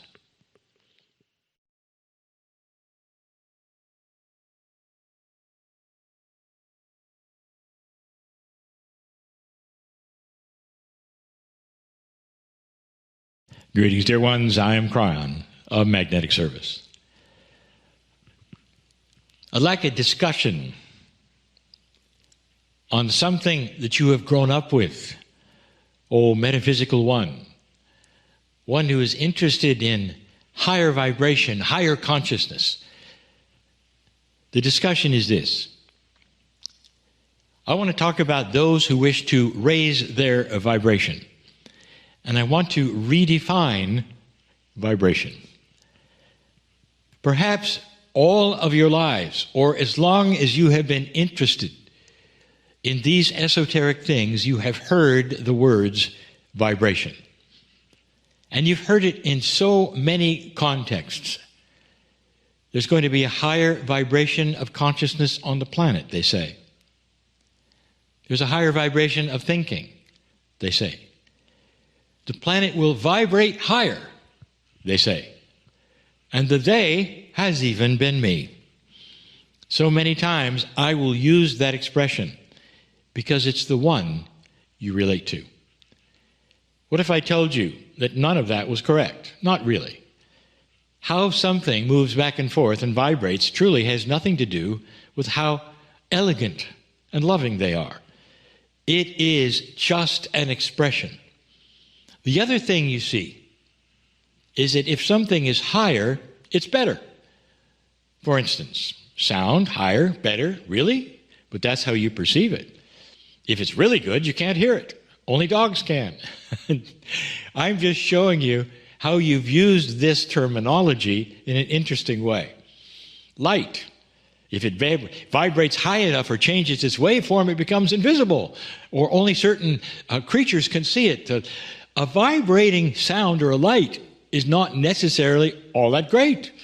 And yet, that is the way you and I have been using the term. Perhaps it's time to rethink all of that. Why am I giving you this? Because it's time to vibrate higher. Let's talk about what that truly might mean. This way you word these things is always a metaphor. This is a metaphor. And so if you rethink what it might mean, you start to get deeper, perhaps, into what truly it might mean. What could a higher vibrating consciousness mean to you? If I say it, it means this: a consciousness that would think out of light and love and compassion, instead of a consciousness that would go right to fear. So what does that tell you? Is that really a higher vibrating consciousness, or is it something else? And the answer is it's something else. What if we replaced the whole idea of higher vibrating with deeper wisdom? I want an earth, you might say, that has a consciousness that has deeper wisdom than the past. I want a planet, you might say, that has a much deeper wisdom and love, compassion quotient than before. You see, I didn't say vibration. It comes with the territory that you would want to use the metaphors you always have. But if you start redefining them to what is actually the case, it gives it a much more profound meaning. It's much more elegant to think that a planet won't just vibrate higher, but you can start to identify what that means. Why am I telling you this? Why are we going here? Again, what are you going to do to accomplish this in this new energy? What is this for you? Over and over, we have told you that the closer you become to the core truths that exist, the higher you vibrate. So let's change that. The closer you become to that beautiful core truth that exists, the deeper your wisdom will be. One with deep wisdom is one you want to hang around with. Someone who has very deep wisdom is somebody who probably understands a lot more of the planet than you do. You see how that works? Each one of you has a choice right now. Do I wish to go with this new shift? Do I wish to accept that which is mastery? We've covered that before. What if I want deeper wisdom? How would I achieve that? And we always return to the same kinds of things. There is a toolbox, you might say. It's the toolbox of the light worker of the old soul, and that toolbox has in it, you'll call tools of achieving deeper wisdom. I didn't say higher vibration. Deeper wisdom. What do you do to make those tools work? I'm going to give you, again, an answer that would seem ultra simple, but that's the way it was designed. Humans would have you climbing steps, going through all kinds of machinations, doing this and that in order to receive that which is divine. And I'm going to tell you yet again, all you have to do is open the box. But in order to open that box, old, deep, wise soul, in order to open that box, you have to intend it. You want it. You have to see yourself wise in the future. You have to give yourself permission. You may even have to verbalize it, which you've heard us start to do more and more. You might stand there all by yourself alone, with your hands perhaps held out to anyone who would listen from above. And you might say, "Dear Spirit, dear God, show me the wisdom that I should have. I give permission to go to the next level." And that's when it starts to change. What have you just done, O wise human being? What is it? Think about it. Because we teach this over and over and over.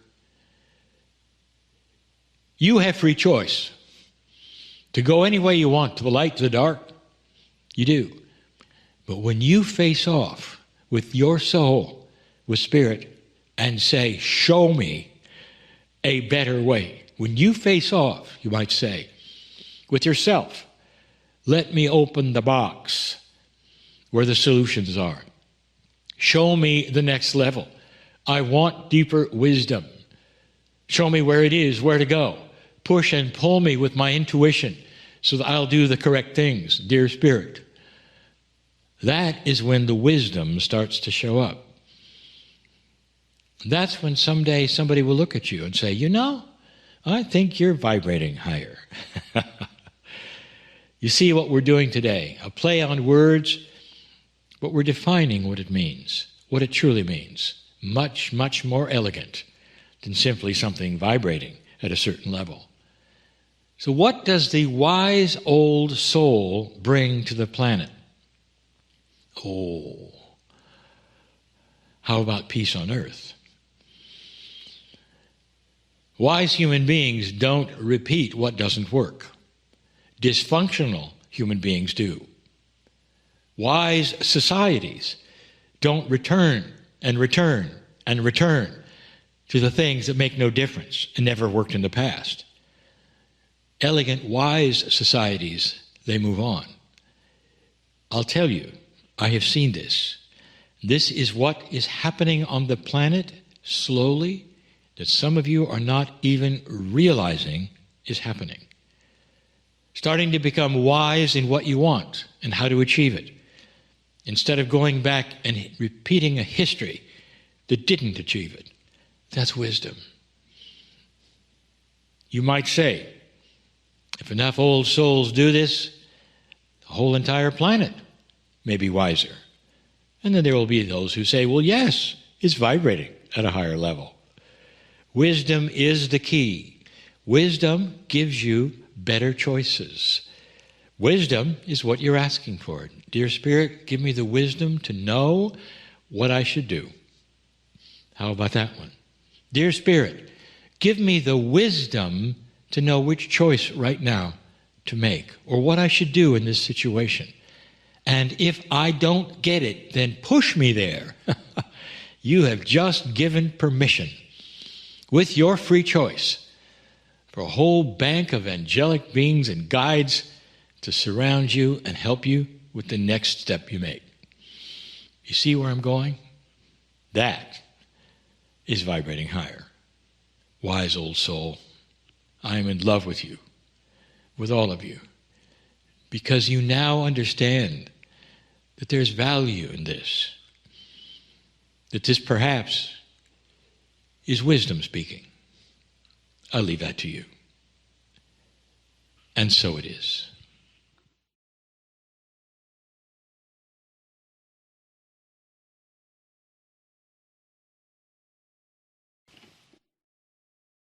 Greetings, dear ones. I am Kryon of Magnetic Service. I want to again talk to you about your own magnificence. Dear ones, you tend to forget the Creator inside. And that is the message I want to give you. Based upon some of the questions, even in this particular program from some of you, based upon what I know about human nature, you forget something. Or you never knew it. This is something you need to know. The human being walks this planet in an odd state. And that odd state is a neutrality that you come in with. You have free choice. And that's the way it has been designed. To go any way you want to with your consciousness, with your belief, with your actions. And in that there are no consequences after you die. And that is not what you have been told. That's part of the test of consciousness in general of humans. How will this planet go if left alone? In an atmosphere of dark and light, of duality, what will it choose to do? We have answered this profoundly so many times before. You right now are in something called the shift. COVID is part of that. It is almost a reboot, a reawakening, the things that are most important to you. All of this is because humanity chose to move into a lighter vibration. We have told you this. That happened in 2012. It actually started happening a long time before 2012. Dear ones, my partner has been here for 32 years because I arrived to tell you this.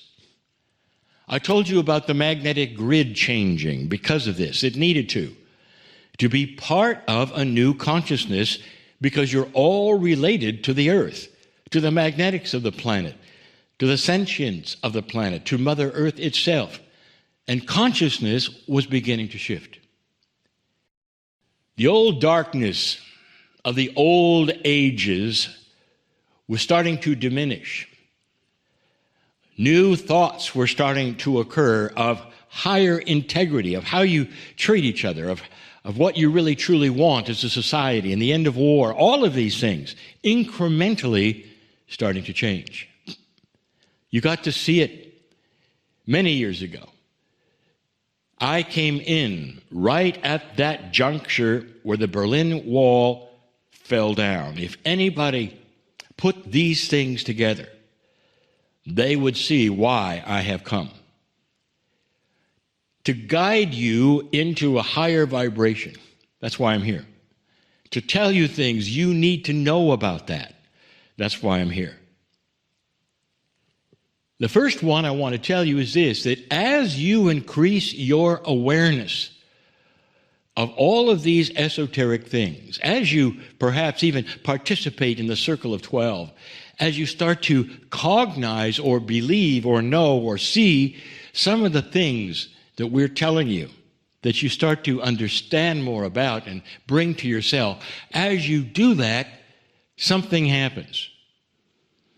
I'm going to give you not an esoteric model, but a metaphor that is solid, that you won't forget. You have a bubble of protective light around you. The higher thoughts that you can think, the more you claim to be aware, the more you claim to understand the love of the Creator and put it on yourself and practice it in your life, the stronger that bubble becomes. I want you to think of that as a bubble of light.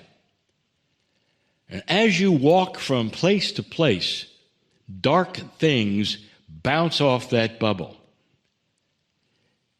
Did you get that? Now, this is a metaphor, but it's the best one I have. So as you proceed, no matter where you are or what you do, there is this awareness bubble of yours, light worker, that cuts right through the darkness and will not let the darkness get in. Especially if you are practicing compassion, if you are practicing the love of the Creator. It's almost like you are assuming and absorbing much of that which is the divine that has been given to you right at birth that you are now starting to see. Can't you feel it? I want you to understand this is a form of protection. And isn't it interesting that that protection is yours by how you think? It doesn't come from another source. Suddenly, the angels are not guarding you. The guides are not guarding you. It has come from you. Odd to think, perhaps, that it works this way, but it always has and always will. One of the questions of today: can evil entities, both esoteric and physical, attach themselves to me? Do I have to be careful of where I go or what I say or all these things? And I will tell you, dear ones, that the evil entities that might be candidates for that will see you coming and run the other way, because you've got this bubble of light and they don't want anything to do with it. I want you to remember something. This is another metaphor. It is a great metaphor. Darkness is defined as the absence of light. As long as you don't have light, there can be a lot of dark things around. But as soon as light enters the picture, the darkness is erased. You realize that, don't you? If you have a black room just filled with darkness and things that go bump in the night or whatever, and you turn on the lights, they all leave because they cannot exist because of the definition. The darkness is the absence of light. Turn on the light, it leaves. Darkness does not want any part of you. Dark entities don't want any part of you because they can see the divinity coming. Wherever you walk, they leave. My partner has had this example time and time again. His first time that he presented at the United Nations in New York City, he was told by some who were supposed to know that he would be attacked by darkness if he went. He went, and what he discovered when he got there was the most beautiful, wonderful light and support that he ever had had. He went in fear because he'd never gone to New York before, never been to the United Nations before. He didn't know what to expect, and everywhere he walked, he was received and he was loved. And that is when he understood and he knew that none of the soothsayers, no matter what kind of clothes they wear or the moniker they may have or the experience they said they had, were correct when they gave a doom message. He was protected by his own light. And that has been the way of it ever since. This is you, dear ones. This is the principle of light and dark, dear ones. And so I want you to understand this and hold it to yourselves. Understand it, know it. As we say, cognize it. In other words, make it your belief. so that where you walk, you don't have to wonder for a moment whether you're in trouble from the dark side or whether something is there lurking. It's the opposite. Where you walk, they will not tread. Did you get that? And in that, you can help others. When you walk into a place where there's perhaps fear, or there have been arguments, or unkind words, or any of those other things, you clear a path. Many times people fear things, and when you arrive, somehow they feel peaceful. Did you ever have that happen? That your presence makes people very happy you are there. Sometimes they'll come over to you simply to stand in your bubble, and you don't know why they're standing there. This is a truth. There is so much to be said for this. There are so many instances I could give you that my partner has seen this, that he knows it's absolutely true. He has no fear of where to tread or where to go, and walks forward because he has that bubble. It's his divinity, his own divinity. Again, there is no entourage of protective angels in front of any of you. This is the power of your magnificence. This is the power of your own divinity. And in this new energy, dear ones, it is ratcheting up.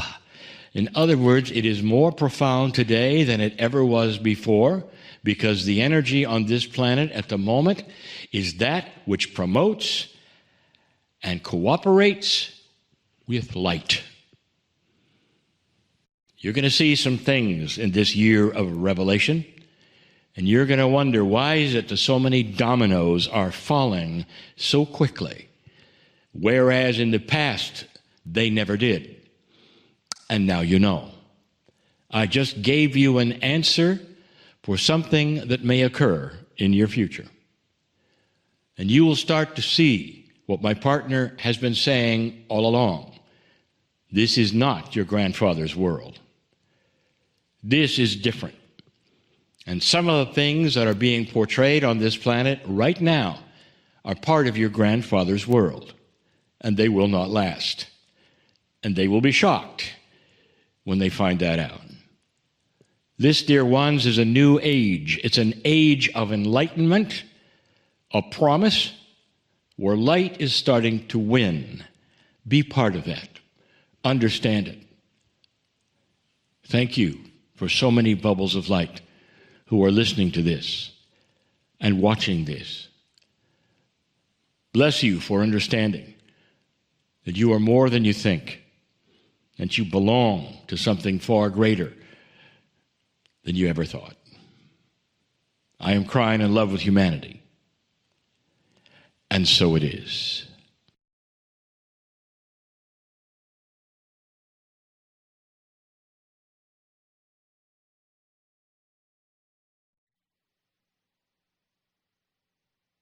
Greetings, dear ones. I am Kryon of Magnetic Service.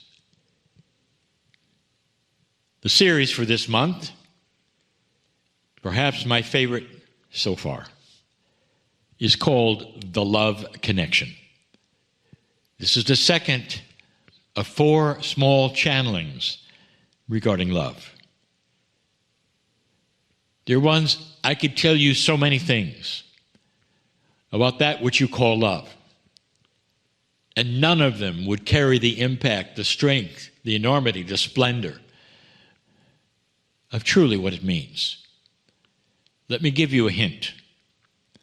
I may have said these things before, but they cannot be said too many times. In fact, this entire month, we might say, we are then reinforcing, revisiting, if you will, so many things that we want you to know and understand, especially with that which is happening in the world right now.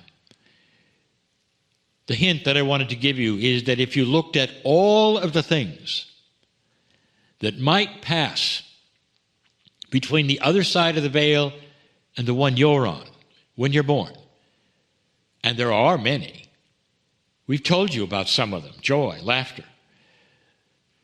But the biggest one is love. You can have wonderful compassion. You can have kindness and a joyful attitude, but the greater of all of these things, and the greatest, is love. We speak of a different kind of love, perhaps, than some of you are thinking about. Love for the human being, it's wonderful. And you express it perhaps for one another and mean it. You express it for the animals perhaps that are with you. You love them and you mean it. You express it perhaps even to the planet. But the one that has no greater size or influence is the love of God. And the one that we have told you about, even that is completely and totally misunderstood, is the love of self. But the one I want to talk about is the one that is ingrained in you from birth. Do you remember? We have said over and over, made in His image is something you have read in Scripture. And not just in the Scripture, perhaps, that you're aware of, but in so many words, it's in many Scriptures. Made in His image. This is a very poor set of words to talk about that which you were made in. It's the image of the creative source. It doesn't even have a gender. It is the biggest thing that ever exists. The image that you're made in is love. That means as you sit there, as you listen, as you watch, perhaps, love is in there at its greatest source, its greatest energy. And there are some who say, I'm not feeling that.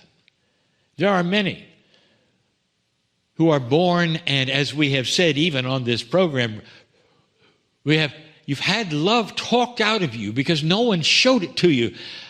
Not like the love of God, not in an unconditional way. So many parents, this is what they wish to give their children, but they end up with these blind spots, giving them something else that is close to it, but not the love of God. This encompasses you. It puts you into, dear ones, a presence that you can feel and know that takes all fear away. If you are there in that space, the space which we are wishing so much to create in the circle of 12, nothing matters at that moment. Nothing. This is the love that we love you to rekindle, revisit. And you again will say, how do we do that? Let me start by telling you this. There are many things that will cover it up completely. Completely. Fear is one of them. Are you fearful right now for anything? And the answer is normally with humans, yes. You're fearful or you're concerned. Perhaps it's borderline fear, but you're still concerned. You're concerned with each other, perhaps with your lives or those of your children, those of your parents, those of your mates, those perhaps in the rest of the world who are going through so much that is affecting their lives. And that is concerning to you. Well, that's a form of fear. You'll say, wait a minute, there's a difference between being very concerned and being fearful. Not to your body, dear ones, the same chemistry is involved. And that chemistry will negate love. What about those who say, well, I am concerned enough to love those around me. I'm concerned enough to... This is all semantics. Will you get out of the three-dimensional arguments of the esoterics that some people want to pick apart with words and instead get to the basic energy of unconditional love for all? And it doesn't matter what condition they're in or how concerned you're in. You can drop into your heart and take away all that fear for just a moment or two. You do that often, that's an exercise, and you can do it all the time. So you don't have to pinpoint something that's wrong on the planet and then pray for it.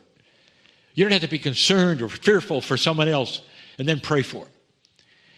Instead, you are that which that creates love, and that then is sent as love and compassion and kindness to anyone who needs it. That is the power you have. The intellectual esoterics will say, no, I had to identify them and put them in a list. No, you don't. That love that passes to you as the Creator, not only is it intrinsic, it is in you all the time, but it's you who covers it up. And you may not even know that you cover it up. Why not have your next prayer right now? Dear Spirit, help me see the things that are covering up the image of love from the Creator that I am. That is every single cell of my body. Help me to understand as I drop into my heart and send love to humanity or anyone else that it doesn't have to be with concern or fear. That it's generic, so beautiful and strong is it, that it's going to go exactly to who needs it. Therefore, if I put myself in that place and generate that beautiful, beautiful emotion, it's more than an emotion, it's an energy that goes everywhere. If you only knew what one person in coherence with the field and with others could do for the whole. You get two or more doing it, and it's awesome. Unbelievable. This is the energy. You call it, if you wish to, a force that you push upon that which is darkness. And when you do that, all manner of things happen. Getting out of that intellectual idea that you have to have a prayer list. I tell you, I've asked my partner and his partner, Monika, to put together miracle moments. And you might see that or think that we're asking you to single out the people and their issues and pray for them. Let me tell you something. That is the 3D example. That is the paradigm that is set up so that everyone will understand. But now I'll give you the truth about it, the secret, if you wish, about it. And that is this. When you drop into your heart, whether you know their names or not, or you know anything about the list or not, all of them are represented. There will be those who put their names on the list, and a few months from now that list will grow so long, or it may have been resolved, or it may have been refined, or some of it may have disappeared for length reason. It doesn't matter. The entire list and everyone who's ever been on it is included in that multidimensional experience called love. And that love pushes to all of you. And in that, there is solace, there is healing, there is beauty, there is aha moments. I'm telling you, you're dealing with something that is bigger than anything that is love. It is that which is from the Creator. Something that you cannot spell or describe or define. Bigger than anything that exists in this, that is the universe of your mind, even of your soul. That is the essence of the creative source that made this planet, that made you, that made this universe. And that was always the intent, that eventually you will peel away all of that which is the onion of humanity, of fear, of concern, and turn right to that which is the most dramatic solution. Love. There's nothing like it. I invite all of you to drop into your heart and think of nothing but the beauty and the warmth, the solace, the healing, the energy, the perfection of love. It's all there. I would love to give multi-channelings just on that, just to have you sit and feel it and be with me. Beautiful it is, dear ones. I'm going to give it to you often. This information is too good not for you to revisit. In other words, visit it now. I am crying in love with all of you. In love with all of you. And so it is.